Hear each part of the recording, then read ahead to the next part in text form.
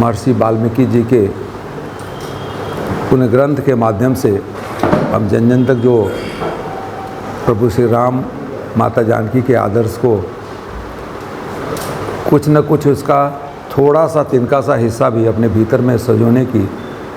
एक भाव लेके चलते हैं। ऐसे भगवान श्री राम माता जानकी का स्मरण करती है। एक बार बोलेंगे हमारे साथ, बोलिए सियापति रामचंद्र की जय। आज के इस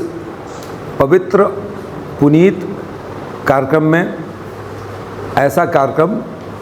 जिसमें ऐसे व्यक्ति उस समय के होंगे, आज के ऐसे हमारे आदर्श जहाँ से जात पाति पूछे नहीं कोई, हरि को भजे सो हरि का होई, ऐसे आदर्श के साथ और ऐसे व्यक्ति जिनके बारे में अगर हम पढ़ें तो यही पता चलता है कि भगवान राम का नाम लेने से व्यक्ति के जीवन में क्या परिवर्तन होता है कि मरा मरा से राम राम हो गए। ऐसे व्यक्तित्व को आज जयंती के, कल जयंती था, उसके शुभ अवसर पर हम उनको याद कर रहे हैं, उनको नमन कर रहे हैं। इस अवसर पर हमारे बीच में संस्कार भारती के सम्मानीय श्री डॉक्टर रविन्द्रनाथ पाठक जी, श्री राजेश पांडे जी, डॉक्टर अशोक प्रियंबर जी, जादूगर विजय जी और संस्कार भारती से और सनातन संस्कृति न्याय से जुड़े हुए सभी आदरणीय सम्मानित बंधुगण, वाल्मीकि जी का मानव जाति के ऊपर में बड़ा उपकार है। उपकार इसलिए कि भगवान राम जैसा एक मर्यादा पुरुषोत्तम राम हम नाम लेते हैं, एक आदर्श नारी, आदर्श पुत्री, आदर्श पत्नी, आदर्श बहू माता जानकी, एक आदर्श भ्राता लक्ष्मण, एक आदर्श सेवक हनुमान और एक आदर्श सैनिक जो भगवान राम की सैनिक रही है, जो उनके नेतृत्व में जो कार्य किया उन्होंने। गिलहरी का भी वही महत्व था जो एक बड़े योद्धा का था। और ऐसे लोगों को जो कार्य थे, उस कार्य को आप तक पहुंचाने का जिन व्यक्ति ने कार्य किया, क्योंकि मुझे आप सभी लोगों ने पीछे बताया ही कि पहले कुछ बातों से, अपने भाव से एक पीढ़ी से दूसरी पीढ़ी को हम अपनी इस ज्ञान को आगे बढ़ाते थे। उस ज्ञान को कहीं कहीं सजो के एक मोती में पिरो के और अगली पीढ़ी को सदियों सदियों पहले शुरुआत किया उन्होंने देने के लिए, और आगे सदियों तक चलता रहे। ऐसे व्यक्तित्व को नमन करते हुए मैं अपनी वाणी को कुछ शब्दों में समेटने का कोशिश करूंगा। यह हम सब लोगों के लिए सौभाग्य का विषय है कि जिस धरती पे हम यहाँ बैठे हैं, उसी भगवान राम से जुड़ी हुई यह धरती सिवान भी है, क्योंकि जिस भगवान श्री राम की जन्मस्थली और माता सीता की जन्मस्थली को जोड़ते हुए जो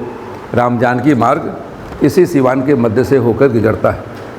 यानी सिवान इतना सौभाग्यशाली है कि सिवान का जो दक्षिणांचल सरयू जी जिसकी पाँव पखाड़ती हों, जिसके सीने पे राम जानकी मार्ग का जनेऊ धारण किया हो, जिसके माथे पे डॉक्टर राजेंद्र प्रसाद जी का तिलक लगा हो, ऐसे पुनीत जगह पे, ऐसे प्रतिभाशाली जगह पे, ऐसे पुण्य जगह को कभी पीछे नहीं रहना चाहिए। और ये हम लोग का तो वाल्मीकि जी का तो बड़ा उन्होंने हम लोगों के ऊपर उपकार किया है कि कम से कम यह भी बताने की कोशिश की, और इस माध्यम से कि खुद स्वयं वो जिस वर्ग में जन्म लिए थे,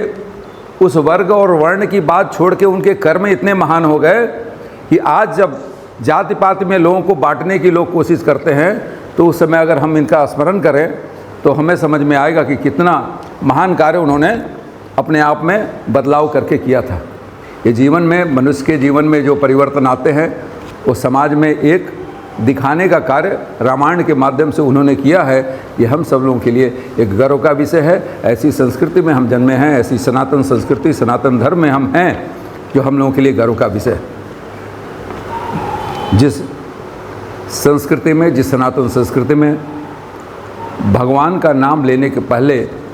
माता जानकी का नाम सियापति रामचंद्र की जय, जिस संस्कृति में भगवान कृष्ण का नाम लेने के पहले राधा कृष्ण से शुरू करते हैं, जिस संस्कृति में पेड़ों की पूजा की जाती है, वृक्ष की पूजा की जाती है, जिस संस्कृति में जब भगवान तो समुद्र को एक बार हाथ जोड़े थे, तो जिसमें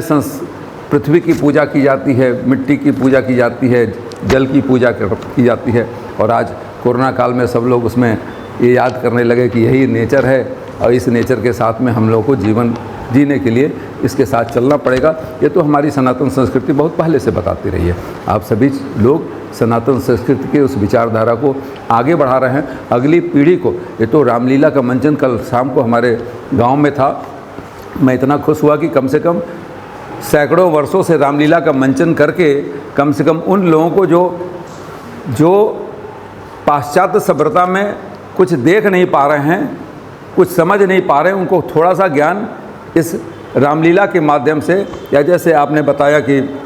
एक रामायण जो सीरियल है रामानंद सागर जी के, उनके माध्यम से, तो ये लोग की कार्य भी बहुत महान है सनातन संस्कृति को आगे बढ़ाने में। हम सभी लोग जहाँ मौका मिले, जहाँ अवसर मिले, इस चीज़ में कहीं ना कहीं उसमें अपना थोड़ा सा योगदान देते रहें, तो ये निरंतरता इसकी चलती रहेगी।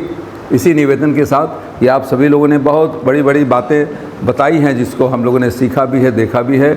और आगे भी आप लोगों का मार्गदर्शन और सुनने का सब लोगों को मौका मिलेगा। कुछ और कहने की उन्हें आपने तो सब समेट ही दिया है उसमें, तो उन्हीं बातों से अपने आप को संबद्ध करते हुए केवल और केवल कि इस बात में हम लोगों को कि यह धरती पुण्य की धरती है। इस धरती का फैलाव, जो अखंड भारत की बात हम करते हैं, कि अभी हाल ही में वियतनाम के करीब 3 साल पहले वहाँ की सरकार ने भारत सरकार से संपर्क किया कि वियतनाम में शिव मंदिर बहुत है, शिवलिंग बहुत है। अभी अंकुर वाट की जिक्र आई थी, तो शिव मंदिर वहाँ शिवलिंग बहुत है, और वियतनाम सरकार ने भारत सरकार से संपर्क करके वहाँ के जितने भी शिवलिंग जहाँ मंदिरों में पाए गए हैं उसके जीर्णोद्धार करने के लिए यहाँ के पुरातत्व विभाग से संपर्क करके वहाँ पे जीर्णोद्धार चल रहा है। तो ये चीज़ें तो पूरा फैलाव सबके सामने दिख रहा है, रिकॉर्डेड है, डॉक्यूमेंटेड है। तो हम उस संस्कृति को पुनः स्थापित करने में आगे अपने योगदान दे सके, उस तरफ हम लोग भी एक Sanatan chamber of commerce and industries की गठन हम लोगों ने किया है दिल्ली में, जिसमें इन जो अखंड भारत, जो बृहत भारत की बात हम करते हैं, उन देशों को जोड़ते हुए कहाँ कहाँ हमारी संस्कृति है और वहाँ से क्या हमारा व्यापार होता है। क्योंकि एक और बात आ जाती है कि हम बातें, बहुत अच्छी बात है, हम बात करते हैं, और संस्कृति को आगे बढ़ाने के लिए हमें लोगों को एक दूसरे से ज्ञान लेना भी है, देना भी है, उसको समझना भी है, अगली पीढ़ी को बताना भी है, लेकिन साथ में उन लोगों को भी जोड़ना है जो हमारी सनातन संस्कृति को आगे बढ़ाने में कार्य कर रहे हैं। क्योंकि आजकल जो जितने भी ये धार्मिक कार्य हैं, जो हम थोड़ा पढ़ लिख जाते हैं, तो उस धार्मिक कार्य को केवल और केवल एक मतलब एक उत्सव के रूप में मनाते हैं, लेकिन उसकी जो मूल भावना है वो छूट जाती है। तो मूल भावना भी रहे, उत्सव भी रहे, दोनों का समावेश रहे, और इसके साथ में हम उस चीज़ों को आगे बढ़ा सकें। हम लोग सौभाग्यशाली हैं कि बगल के राज्य में उत्तर प्रदेश के मुख्यमंत्री और भारत के प्रधानमंत्री माननीय मोदी जी ने इस ओर लगातार कार्य करने का कार्य किया है। और अगर हम कोई धार्मिक स्थल पे, जब सनातन की बात आती है, तो धार्मिक स्थल पे जब हम जाते हैं तो हम पॉकेट से सबसे छोटा जो 1 रुपये 2 रुपये का सिक्का निकालते हैं या 5 रुपये निकालते हैं, उस दान पात्र में डालते हैं, और उस व्यवस्था से मंदिर की व्यवस्था चलती है। तो मंदिर के पुजारी और साफ़ सफाई रख रखाव की वो थोड़ी बहुत व्यवस्था वहाँ हो जाती, लेकिन रोजी रोजगार का जो सृजन बृहत होना है वो व्यवस्था वहाँ से नहीं हो पाती। लेकिन उत्तर प्रदेश के माननीय मुख्यमंत्री जी ने इसको समझा और प्रयागराज को, अयोध्या जी को ऐसा एक पर्यटक स्थल के रूप में उन्होंने विकसित किया, क्योंकि वो तो धर्म नगरी है, हमारी आस्था जुड़ी है, लेकिन अन्य देश के लोग भी वहाँ आएँ, हमारी संस्कृति को समझें। एक पर्यटन केंद्र के रूप में जब हम उसको विकसित किया, हम लोगों ने, पूज्य महाराज जी ने किया, तो विदेश से लोग आने लगे। और जब विदेश से लोग आएंगे तो डॉलर और पाउंड खर्च करेंगे। जब खर्च करेंगे तो स्थानीय लोगों को रोजी रोजगार का साधन भी विकसित होगा, और साथ में उन लोगों को जो पाश्चात्य संस्कृति के हैं, उन लोगों को हमारी संस्कृति के बारे में सुनने समझने का अवसर मिलेगा, और कम से कम प्रभावित होकर इस दिशा में वो आगे हमारा समर्थन भी करेंगे। तो इस ओर कार्य हो रहा हो, और ये कार्य उत्तर प्रदेश के साथ अन्य जगह जहाँ हो रहा हो, बिहार में भी हो, क्योंकि यहाँ पे जो हम लोग अभी देख रहे थे कि सरयू नदी के तट पर ग्यासपुर एक जगह है जहाँ पे भगवान राम से जुड़ा हुआ एक स्थल है। तो इस तरह से बहुत सारे ऐसे आस्था के स्थल हैं जिसको एक बड़े पर्यटन केंद्र के रूप में विकसित करके और सभी समाज के और बाहर के लोगों को जोड़कर उनको इस चीज़ को बताया जाता है। हम लोग इस अभियान में लगे हैं, और निवेदन है कि आप सभी लोग भी इस अभियान से जुड़ें कि वो समाज का जो अंतिम व्यक्ति, निचले स्तर पर जो व्यक्ति बैठा है, क्योंकि इधर मैं देखता हूँ कि दुर्गा पूजा बहुत धूमधाम से होती है, सरस्वती पूजा बहुत धूमधाम से होती है, लेकिन विसर्जन के समय कुछ उसकी अश्लीलता वहाँ पे दिखाई देती है। हम लोग कोशिश कर रहे हैं कि अपने अपने स्तर पे इस चीज़ को, कल एक रामलीला का मंचन था मेरे गांव पे, मैंने कहा कि देखो,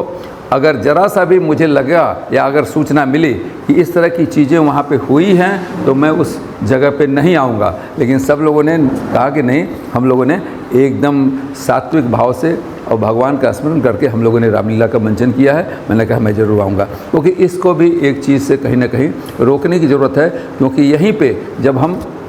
उस चीज़ को प्रकट करते हैं तो कहीं ना कहीं छोटी गलती अगर कर बैठते हैं, जो उसमें होश खो बैठते हैं, तो वहीं पे किसी को कहने का मौका मिलता है और फिर हम निरुत्तर हो जाते हैं वहाँ पे। तो इसी निवेदन के साथ का आपका अभियान है, आपके इस अभियान में मैं साथ हूँ, और हम लोग उसी कार्य को एक साथ कहीं ना कहीं कर रहे हैं, और जहाँ मेरी ज़रूरत हो मैं आपके साथ हूँ। धन्यवाद, नमस्कार।